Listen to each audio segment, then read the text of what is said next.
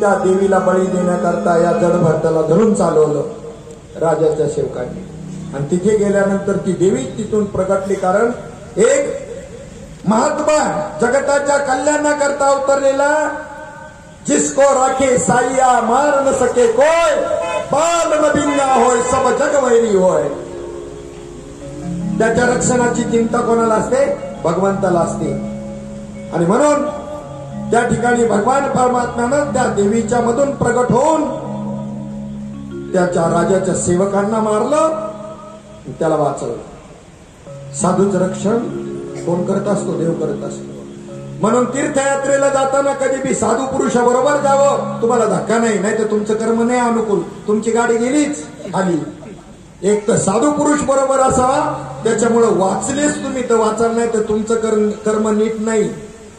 जीवानी साधू पुरुषाबरोबर तीर्थयात्रेला जावं. नाही तर काही 4-8 बालका असावीत आपल्या बरोबर, का तर त्यांचं अजून आयुष्य भविष्य जे ब्रह्मलिखिताने त्यांच्याकरता तुम्ही मारणार नाहीत. कोणच्या करता? त्या पोरांच्या जीवनाकरता. 2 सूत्र पाळायची तीर्थयात्रेला जाताना ट्रॅव्हलवाल्यांना काय माहित नाही. तुम्ही जाताना पाहायचं तिथे एखादा महात्मा आहे का त्यांच्या बरोबर, 4-8 बालका आहेत का, बिंदात जा, काही होणार नाही, सुखरूप घरी याल. सोपी सूत्र. आम्ही काय काय शिकवलं लोकांना ते आज गब्बर झालं. शिवस्वरोदय शास्त्र शिकवलं एका बाबाला. शिवस्वरोदय म्हणजे कोणी काही प्रश्न विचारला का त्याचं उत्तर द्यायचं. सोपं आहे. त्यांनी विचारलेल्या प्रश्नावर आपला कोणता स्वर चालू आहे आणि त्याच्यामध्ये पंचतत्वातलं कोणतं तत्व चालू आहे हे कळलं की त्याच्या प्रश्नाचं उत्तर तुम्हाला त्या ठिकाणी दिल्यानंतर ते परफेक्टच असतं, फेल होणारच नाही. आता आम्हाला नव्हतं करता येत का एवढा विस्तार त्या ज्ञानावरती. आणि काय डुप्लिकेट पहा. एकाच्या कारखान्यामध्ये बोर घ्यायचा आहे. कारखान्यात काय घ्यायचं आहे? बोर घ्यायचा आहे. म्हणलं आपल्याला पानाडा आहे का तुमच्या ओळखीचा? गुरुला म्हणतो पानाडा आहे का तुमच्या ओळखीचा? पानाडा काय लागत? आपल्याला सगळं कळतं, काही कळत नसतं. पण भाव आणायचा, उकळाया करता पैसे. एका ठिकाणी साधू आला घरी. संगत साधू नव्हता, तो डुप्लिकेट होता. आपल्याला सगळं कळतं. ती बाई हुशार होती, गवती तैसा. आणि साधूची आवड बी तिला माहिती होती, तिला भजी खूप आवडायची. यांनी चांगला पुरणपोळीचा भेद केला. सगळ्यांच्या ताटामध्ये दिसतील अशी भजी ठेवली. पण तो डुप्लिकेट होता आणि साधू समजत होता आणि सगळं कळतं म्हणत होता ना, त्याच्या पोळीच्या खाली भजी ठेवली. हे इकडे तिकडे पाहायला लागलं. सगळ्यांना भजी दिली आणि याच्या आवडीचा विषय. आणि ताई मला भजी नाही दिली. म्हणले बाबा तुम्हाला सगळं कळतं आणि पोळी खालची भजी नाही कळत काय? एवढा डुप्लिकेट पण आहे बाबा, लय कठीण आहे. आणि यांनी सांगितलं मी पाणी सांगतो, कशाला पानाड्या पाहिजे? बाबांनी सांगितलं, गुरुंनी. कशी बोलावल्या तर नादाला लावल्या. श्रीपाद बाबाच्या नाव सांगू नये, संप्रदाय सांगू नये या सैन्याची कर्म करणाऱ्यांनी लोकांना लिंब नारळ भाडून द्यावा. लिंब नारळ भाडून द्यावा. लाज नको वाटायला. यावं विचारायला आम्हाला कोणी, तुम्ही हे कोणाबद्दल बोलले काय? तुम्ही पुढे या, मग मी सांगाल कोणाबद्दल बोललो काय. ते पहिले विचारणारला काय, कोणत्या भाषेत सांगाल. सांगितलं धर्माकरता बरं का, एरवी नाही आपली पावर. पण धर्माकरता पावर ज्यांनी अनुभवली असेल, जे आमच्या बरोबर आले त्यांनी पावर धर्माची अनुभवली. बद्री केरळला हा बाबा माझ्यापेक्षा तगडा आहे का माझ्यापेक्षा म्हातारा आहे हे माझ्या बरोबर चाललं नाही, माग असायचं. मंडळी म्हणली एरवी 4 पावलं चालत नाही, इथं कुठून बळ येतं? म्हणलं ते बळ त्या केदारनाथाचं आणि बद्रीनाथाचे. नर्मदा परिक्रमेत ते तसं 2 किलोमीटर कधी चालायची माहिती नाही आणि रोज 45 किलोमीटर चालायचं. ते बळ वेगळं आहे, ती ताकद माझी नाही. ती ताकद त्या परमात्म्याची आहे, त्या श्रीगुरूची आहे, त्या तत्वाची आहे. आणि यांनी युक्ती काय केली, एक पानाड्या गुरुनी येतानीच बरोबर आणला होता आपल्या बरोबर. आणि त्याला सांगितलं होतं बघ आपण तिथून फिरणार त्या जागेमधून, तू पानाड्या असं दाखवायचं नाही, मला पाणी सांगायचंय. याला कळत नाही म्हणून पानाड्याला आणलाय. पण ज्या शिष्याला माहिती नाही, हा गुरुला कळते हा भाव नको, हा आलाय तो पानाडे असं नाही. तो फिरताना येतो त्या जागेमध्ये फिरत असताना फक्त मला खून करायची. किती चॅप्टर गुरु असेल पा, फक्त खून करायची. हा तिथं ते त्या ठिकाणी पाण्याचं हे असेल, तुला कळलं का? तू फक्त असं करायचं. किंवा बाबा थांबला तिथे पानाड्याने गेल्याबरोबर, थांबल्याबरोबर इथं खाल्ल्याबरोबर लागलं पाणी. बापरे बापरे, 500 हॉर्सपॉवरची मोटर चालणं असं पाणी लागलं. काय भाव बरं शिष्याचा. असं ना करता जर पैसे जर त्याच्याकडे मागितले की 5 लाख देत देणार नाही का? तू 5 लाख देणार नाही. पण काय करामत केली आणि काय जादू केली हे मात्र शिष्याला कळलं नाही.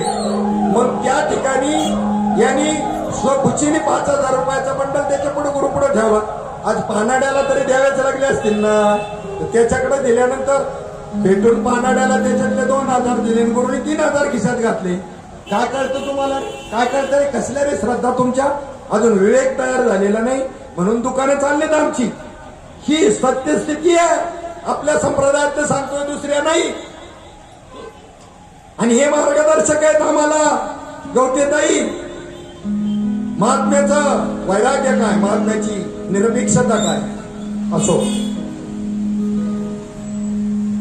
तिथून पुढे जड भरत राजा पुन्हा आपल्या मार्गाने आपल्या घराकडे चालू असताना मध्ये रौगण नावाचा राजा गुरुच्या शोधात निघालेला. कपिल मुनींना त्याला गुरु करायचं होतं, तिकडे निघाला शोधामध्ये. आणि तेवढ्यामध्ये त्याच्या पालखीचा एक भोई आजारी पडला. भोई म्हणजे पालखी वाहून नेणारा जो आहे तो. म्हणले शोधा दुसऱ्या कोणाला, ते हे चांगलं मजबूत मिळाल्यावर इकडे ये म्हणलं. त्याला काय ये म्हणले का निघालं. चाललंय मूडवर, तोपर्यंत ऐकल आणि मूड बिघडला का तुका कोणच्या बापाचा नाही, निघाला. साधूचं जीवन आहे, खऱ्या साधूचं. तुझं काय खाल्लं मी ते आत्मलिंग घेऊन रावण जात असताना गणपतीच्या रूपात, गणपती बाप्पा गुराख्याच्या रूपामध्ये बसला होता ना. तर रावण त्याला विचारतो, कोण रे तू, तुझ्या बापाचं नाव काय. म्हणलं माझ्या बापाने का तुझं काही कर्ज घेतलंय का. म्हणा तू कोण आणि तुझ्या बापाचं नाव काय कर्ज घेतलंय का. मग एवढा पत्ता विचारतो, तू कोण आणि तुझ्या बापाचं नाव काय. त्या पद्धतीनं इथे त्या ठिकाणी चालला म्हणल्यावर चालला लागलं. पण ते असं होतं, ते त्याच्या धुंदीमध्ये चाललं, भजनाच्या धुंदीमध्ये चाललं ना की ते पायाखाली मुंगी बी मरून द्यायची नाही. स्वामीची निद्रा मोडे माऊली म्हणतात, असं झपून पाऊल टाकायचा. त्यामुळं एखादा जीव पायाखाली आला का टुलकन उडी मारायचा, राजाला धक्का बसायचा, डोकं आपटायचं पालखी. हे बदतमीज कोण आहे हो, कोण आहे तो, कसा चालवतोय पालखी, पालखी खाली ठेवा रे. तेव्हा त्या किंबोयांनी सांगितलं, म्हणले पा महाराज आपला एक पालखीचं भोई आजारी पडला, हे रस्त्याने चाललं होतं, याला धरलं आणि ते नीट चालत नाही, या असं उड्या मारतं कधी खाली. त्याला विचार. रौगण राजाने विचारलं, कोण तू. तो म्हणला, पहिलं तुम्हाला माहिती का तुम्ही कोण आहे ते, मग माझी चौकशी कर. बस तिथंच उपदेशाला सुरुवात केली त्या रौगण राजाला, जो गुरु शोधायला निघालेला आहे. सुंदर असा जडभरत राजा, त्या जडभरताचा आणि रौगण राजाचा त्या ठिकाणी संवाद आहे. का रे तू अगदी रोड दिसतोस, तुझं शरीर किती अशक्त आहे. मुद्दा म्हणला होतं चांगलं दणकट, पण हा म्हणला का रे तुझा पायावर जीव चाललाय आणि त्याच्यामुळे तुला पालखीचा बोजावा सहन होत नाही. रौगण भरताकडे लक्ष देऊन पाहू लागला. भरत काळजीने खाली पाहून चालू लागला. आता थोडस म्हणलं काळजीने पाहू, पायाखाली कोणी जीव चिरडला जाऊ नये म्हणून, नाहीतर पाप लागेल असं त्याला वाटत होतं. आणि जड भरताला मुंगीतही दर्शन होत होतं. कृष्ण काही एकाच ठिकाणी वास करीत नसतो, सर्वाठाई जो कृष्णाचं दर्शन घेतो तोच खरा वैष्णव होय. जड भरतानं राजाच्या बोलण्याकडे लक्ष दिलं नाही. एका मुंगीला पाहून भरताने उडी मारली. तो तर राजाचं डोकं पालखीच्या दांड्यावर पुन्हा कळलं. राजालाही सहन झालं नाही. तो रागाने भरताला अपमानास्पद बोलू लागला, अरे तू जिवंत असून मेल्यासारखा दिसतो, तुला कळत नाही, नीट रीतीनं चाल. राखेच्या खाली झाकलेला अग्नी जसा ओळखू येत नाही, तसा ब्रह्मचिंतनामध्ये लीन झालेला ज्ञानी किंवा साधू ओळखला जाऊ शकत नाही. पुन्हा एकदा राजाचं डोकं दांडीला लागलं. तेव्हा मात्र राजा संतापला, म्हटला, मी रौगण राजा आहे, तुला दंड देईल, तू काही सामान्य समजतो मला. राजाचा एकही पैसा घेतलेला नाही का त्याचं काही खाल्लेलं नाही, तरी तो भरताला दंड द्यायला तयार झाला. जड भरताला मारण्याचा राजाला काय अधिकार होता. राजा अहंकारी होता, मदांध झालेला होता, काही बोलण्याची जड भरताची इच्छा नव्हती. पण त्याला असं वाटलं की पुष्टपणा, रोडपणा हा शरीराचा धर्म आहे. आत्मा रोड नाही, आत्मा गब्बू नाही, म्हणून त्याला राग आला नाही. आत्मा लठ्ठ नसतो ना रोड असतो. हा राजा माझ्या शरीराबद्दल बोलत आहे म्हणून त्याच्याशी बोलण्यामध्ये काही अर्थ नाही. आपलं मौन पाळलं. मी मौनच धारण करीन. नंतर जर भरताच्या मनामध्ये विचार आला की माझ्या अपमानाला काही किंमत नाही, माझा अपमान मी सहन करीन, मानापमानाला काही किंमत नाही. पण मी ज्याला खांद्यावर घेऊन चाललेलो आहे तो रौगण राजा जर नरकाला गेला तर भूलोकातली लोक म्हणतील, संतांच्या संगतीमध्ये जाऊन सुद्धा महाज्ञानी जड भरतांनी ज्याला खांद्यावर वाहिलं तो नरकवासी झाला, हे व्हायला नको. लोक काय म्हणतील, एका संतांच्या संगतीत जाऊन हा जीव काय झाला, तुम्ही खाली बसा ना. एका नाही का संगतीमध्ये जाऊन संतांच्या, हे मात्र मला सहन होणार नाही. संत संगतीचा महिमा थोर आहे. त्यांनी राजाला उपदेश करण्याचा निश्चय केला आणि मौन सोडून बोलायचं ठरवलं. राजाचं कल्याण व्हावं म्हणून त्याला दया आली. कपिल मुनींच्या आश्रमामध्ये राजा तत्वज्ञानाचा उपदेश घेण्यासाठी जात होता. उपदेश घेण्याला जायचं असेल तर दीन आणि नम्र होऊन गेलं पाहिजे. कसं गेलं पाहिजे, ताठपणाने नाही. दुकानात गेल्यानंतर तुम्ही तेल घ्यायचं असलं, तुमचा डबा घेऊन गेले, 1 लिटर तेल द्या, त्याने ते लिटरचं माप भरून आणि तुम्हाला घ्या म्हणलं तर तुम्ही त्या लिटरच्या मापाच्या वर तुमचा डबा धरता का खाली धरता? होय, व्यवहार काय? तुमचा जो काही तेलाचा डबा आहे तो मापाच्या तो वतायला लागल्यावर त्या मापाच्या वर धरता का खाली धरता? तद्विद्य प्रणिपातेन परिप्रश्नेन सेवया मग उपदेक्षन्ति ते ज्ञानम ज्ञानी तत्वदर्शिना. आणि मग त्या ठिकाणी भरत म्हणतो, हे राजा, तू म्हणतोस तसा मी लठ्ठ नाही, हेच सत्य आहे.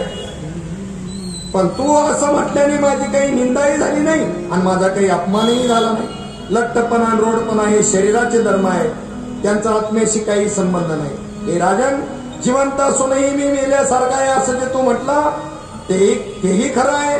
कारण सर्व जग जिवंत असून सुद्धा मेल्यासारखंच आहे.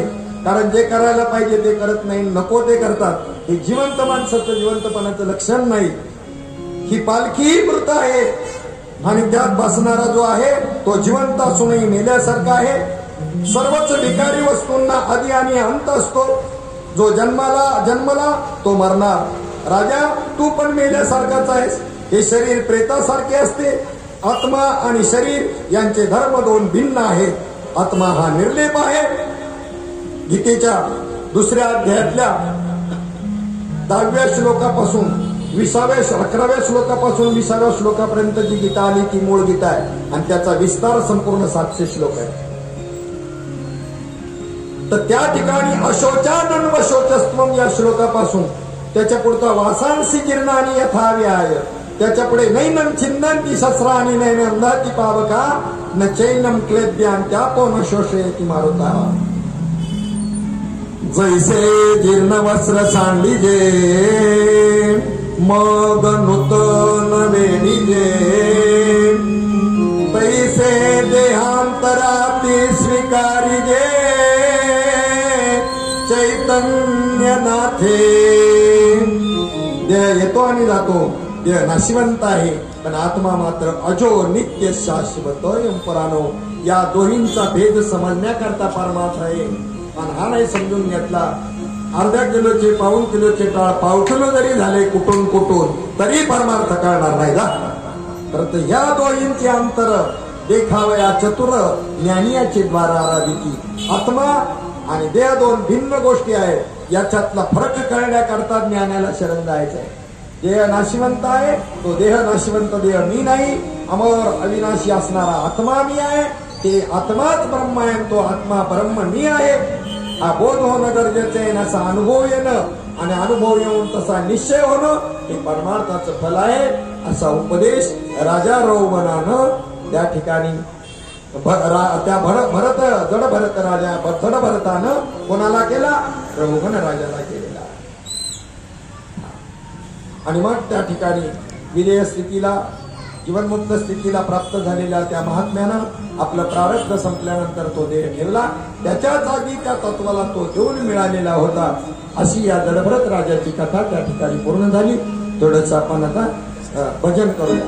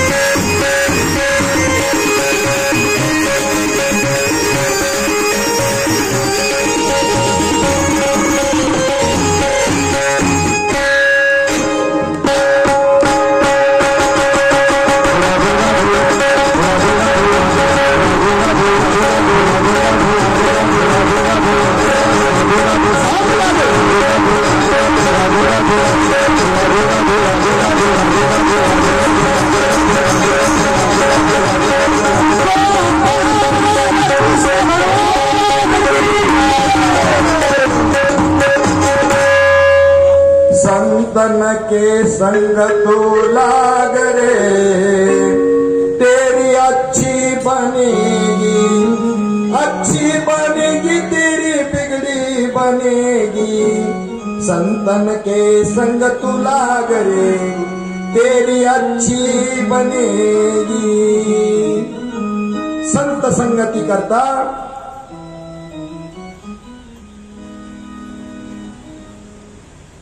एक प्रमाण मला यांचा दोहा त्या ठिकाणी पहा। स्वर द्या जरा। तन विषकी बेलरी, तन विषकी बेलरी, गुरु अमृत की खान, शीश दिए गुरु मिले तो भी सस्ता जान। हे शरीर विषारी आहे, पण गुरु मात्र अमृताची खाण आहे। आपलं शिर कलम करून त्यांच्या चरणावर ठेवलं तरी सौदा सस्ता आहे, सौदा स्वस्त आहे बरं। संतांच्या संगती करता कबीर महाराजांनी घरामध्ये काही मटेरियल नाही आणि कबीर महाराजांनी आपल्या मुलाला कमालला सांगितलं चोरी करायला जाऊ। चोरी करणं अधर्म आहे, पण देव जोडे तरी करावा अधर्म। देव जोडतोय ना, अधर्म केला तरी माफ आहे। संतांना भोजन खाऊ घालायचे घरात काही नाही, चोरी करायला दोघं बापले गेले। त्या दुकानदाराच्या पाठीमागून भिंतीला असं भगदाड पाडून आतमध्ये प्रवेश केला, कमालाला हात पाठवलं। कोणत्याही इतर वस्तूला हात लावायचा नाही, फक्त खायचं मटेरियल घेऊन यायचं। तेवढं मटेरियल थोडस त्या बाजार एका गोणीमध्ये भरला, ती गोणी बाहेर टाकली भगदाडातून आणि सांगितलं ये आता तू। त्यावेळेला डोकं बाहेर पडलेलं आहे आणि तेवढ्यात वाणी जागा झाला आणि येऊन त्याचे पाय धरले पाठीमाग ओढून। आणि त्या ठिकाणी कबीर महाराजांना कमाल सांगतोय आता माझी सुटका नाही, पण तुमची बदनामी होऊ नये। तुम्ही चांगल्या कार्य करता, आपण हे करत होतो, पण तुमची बदनामी होऊ नये याच्याकरता तुम्ही माझं शिरच्छेद करा आणि शिर घेऊन जा। धाडाला कुठं फाशी होऊ द्यायचं ते होई नका, काय त्याच्या वाचून बिघडत नाही। संत सेवे करता स्वतःच धड म्हणजे शरीर देणारा कमाल, त्याला संत सेवा कळली।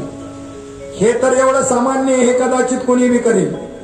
दुसरी गोष्ट, एक वेळेला संतांच्या सेवे करता घरामध्ये काही नाही, ते संतही तसेच होते। जेवण करताना कमाल कुठे गेला तुमचा पुत्र? दरवर्षी दिंडी तो तिथे, त्यांनी सांगितलं बाहेर गेला, खरं बोलले नाही आणि शिर मात्र शिंक्यावर ठेवलेलं होतं, ते पाहण्यात आलं।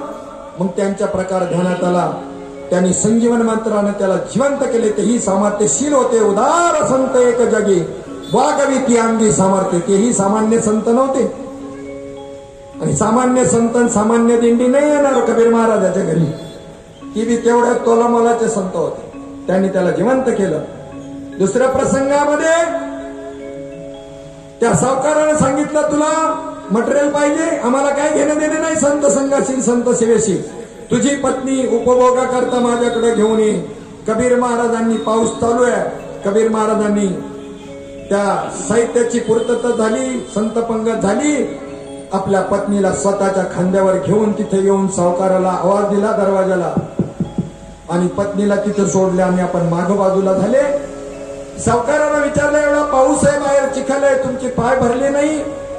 माझ्या पतीनं कबीर महाराजांनी स्वतःच्या खांद्यावर आणून मला सोडलं। हे ऐकल्याबरोबर ओशाळा, पाय धरले, माते माफ कर, तुम्ही खरोखर संत आहात। संतांच्या सेवेकरता जो आपली पत्नी सुद्धा दुसऱ्याला दान करतो भोगा करता, काय वृत्ती असेल आपण आपल्याला तपासा, आपण कुठपर्यंत आहोत, आपण आपल्याला तपासा। शांतामाईच्या कुळामधले आहोत, ज्या शांतामाईनं संतांच्या संगती करता वर्षभर त्या ठिकाणी आणि काय करावं, दुसऱ्याच्या घरी रेड्याच्या मदतीनं पाणी हेलाने व्हावं आणि त्या ठिकाणी त्यांच्याकडून जे काही अन्न मिळेल आता देऊ नका, लक्षात असू द्या। आमची दिंडी आली ना, बोधले बाबांची दिंडी पंढरपूरला जाताना आणि निंभोरे गावामध्ये शांतामाईच्या घरी मुक्कामाला असायची। दिंडी आल्यानंतर आम्हाला तुम्ही हे द्या, तुमच्याकडे पेंडिंगला राहू द्या, मला आता गरज नाही या भाकरींची. मग त्यावेळेला द्यायची. आणि एक वेळेला काही नाही घरामध्ये, तेही नाही, त्यावेळेला स्वतःचा मुलगा सावकाराकडं गहाण ठेवला, त्याचं नाव उद्धव महाराज.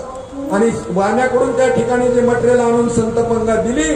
आणि त्या ठिकाणी ज्या वेळेला दिंडी धारकांना कळलं, स्वतः जाऊन त्यांनी त्या ठिकाणी ते करार घेतला मागून, ती पानं फाडून टाकली, स्टॅम्प पेपर, आणि त्याचे ते पैसे भरले आणि उद्धवची सुटका केली.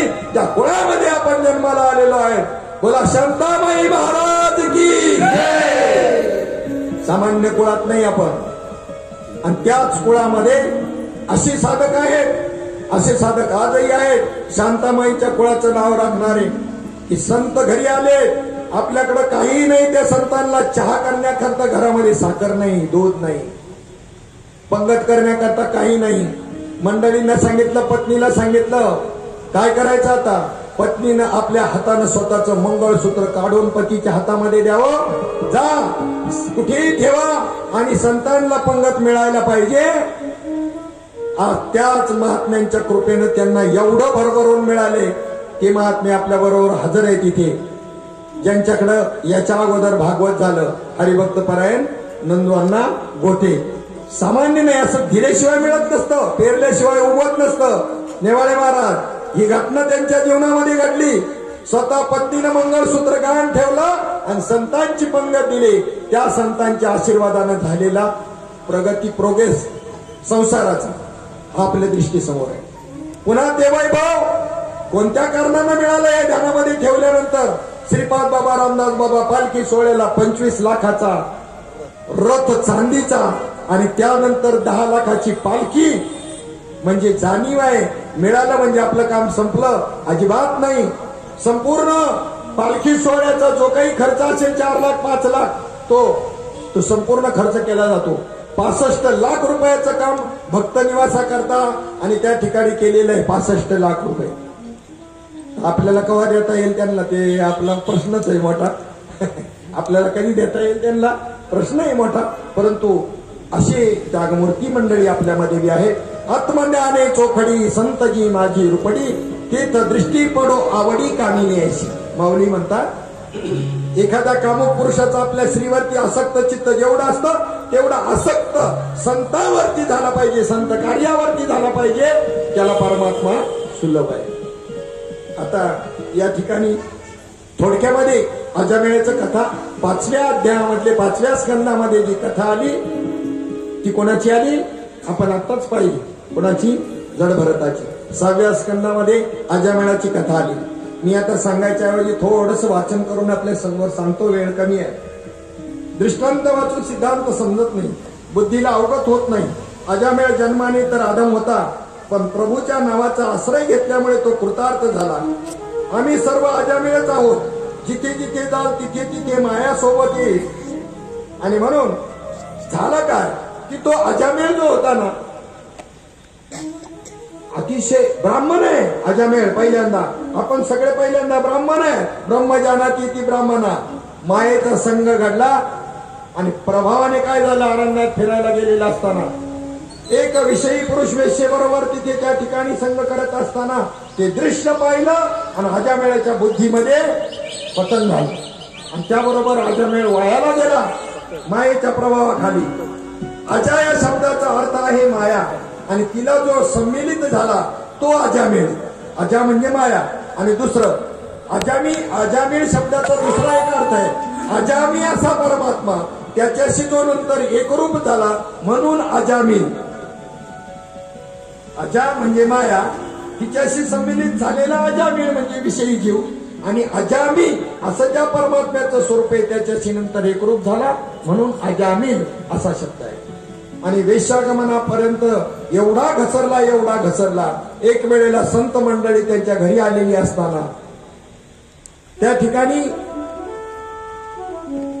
त्या मातोश्रीनं त्यांची सेवा केली, त्यांना भोजन प्रसाद दिला. तेवढ्यामध्ये तो बाहेर गेला होता. नाही तर कसली संत सेवन काय. म्हणले ठीक आहे आता निघतो आम्ही, आमचं भोजन झाला, आराम झाला. तेवढ्यात अजामेळ आला. म्हणले महाराज सगळं पद्धतशीर झालं, भोजन वगैरे आमचं तुमच्या पत्नीने चांगलं स्वागत केलं.